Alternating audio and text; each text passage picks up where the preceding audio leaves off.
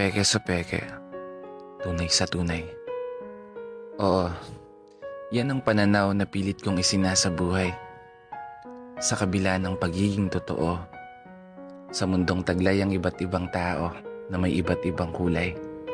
Iba't ibang tao, yung ilan may nakatagong sungay. Isang mundo na kung saan pahirapan makilala kung sino yung makakaramay o sino yung tutulak sa hukay. Well, simplihan na lang natin. Kung ayaw mo sa akin, ayaw ko din sa'yo. Kung gusto mo ako, edi gusto kita. Kung nagtitiwala ka sa akin, magtitiwala ako sa'yo. Pero kung galit ka naman, wala akong pake. Kasi hindi na tayo bata gaya ng dati na makikipaghabulan kapag ako na ang taya. Hindi na tayo mga bata na papalakat ng iyak kapag napagkakaisahan ka ng lahat na hindi ka isasali. Hindi na tayo mga bata na magmumukmuk na lang sa isang tabi kapag naputol yung tali ang saranggola mo na pinaghirapan mong gawin ng buong gabi.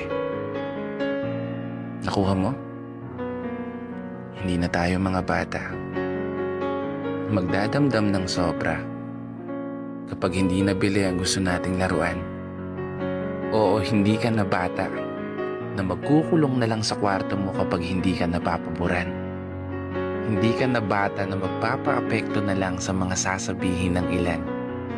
Dahil hindi ka na bata na basta na lang magpapatalo sa nararamdaman. Hindi na tayo mga bata na masasaktan kapag hindi nagugustuhan o hindi nakakampihan. Maging tunay ka sa sarili mo. Yan ang lagi mong tandaan.